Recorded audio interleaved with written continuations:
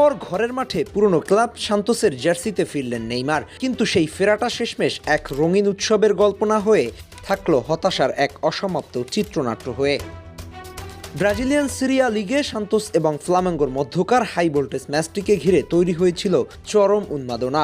দীর্ঘ ইনজুরি থেকে সেরে উঠে এই ম্যাচেই সান্তোসের শুরুর একাদশে নামেন নেইমার। ভিড় ঠেলে স্টেডিয়ামে আসা হাজারো দর্শক প্রস্তুত ছিল তাদের ঘরের ছেলের প্রত্যাবর্তনের জয়ধ্বনি দিতে, কিন্তু দিন শেষে ফল পক্ষে না আসায় সব উচ্ছ্বাস ঢাকা পড়ল হতাশার ধূসরতায়। পুরো গ্যালারি জুড়ে ছিল নেইমারকে ঘিরে বাড়তি মনোযোগ, তার প্রতিটি টাচেই উঠছিল গ্যালারির গর্জন, যা জানান দিচ্ছিল এই ম্যাচের গুরুত্ব। কিন্তু মাঠের খেলায় প্রথমার্ধেই ধাক্কা খায় সান্তোস। ৩৭তম মিনিটে লিও পেরেইরার গোলে এগিয়ে যায় লিগের অন্যতম সেরা দল ফ্লামেঙ্গো। বিরতির পর সান্তোসের হতাশা কাটে না। ৫১তম মিনিটে জিওর্জিয়ান দে আরাস্কায়েতার নিখুঁত অ্যাসিস্টে জর্জ গোল করে ব্যবধান দ্বিগুণ করেন। স্কোরলাইন ২-০ হওয়ার পর খেলার নিয়ন্ত্রণ পুরোপুরি চলে যায় ফ্লামেঙ্গোর হাতে।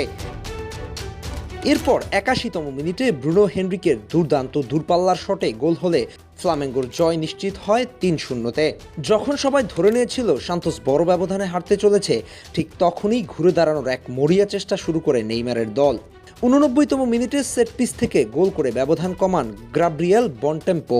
অতিরিক্ত টাইমের ৯১তম মিনিটে বেঞ্জামিনের পাশে দ্রুত আরও একটি গোল করে লাউতারো দিয়াজ। স্কোরলাইন ৩-২ হওয়ার পর শেষ মুহূর্তের এই নাটকীয়তা স্টেডিয়ামে নতুন করে উত্তেজনা ছড়ায়, কিন্তু শেষ পর্যন্ত সান্তোসের আক্রমণগুলো ব্যর্থ হয় এবং নেইমারের প্রত্যাবর্তন রাতটি ৩-২ গোলের হার দিয়ে শেষ হয়। ব্যক্তিগত পারফরম্যান্সে নেইমার তার ছাপ রেখেছেন, যদিও দলকে জেতাতে পারেননি। পুরো ৮৫ মিনিট মাঠে থেকে তিনি ৭০টি টাচ নেন এবং ৮২% নির্ভুলতায় ৪১টি সঠিক পাস দেন। তিনি ২টি সফল ড্রিবল করেন এবং ৪টি গ্রাউন্ড ডুয়েলস জেতেন। তবে রেফারির একটি বিতর্কিত সিদ্ধান্তে মেজাজ হারিয়ে তিনি হলুদ কার্ড দেখেন, যা তার প্রত্যাবর্তনের দিনটিকে আরও কিছুটা বিবর্ণ করে দেয়।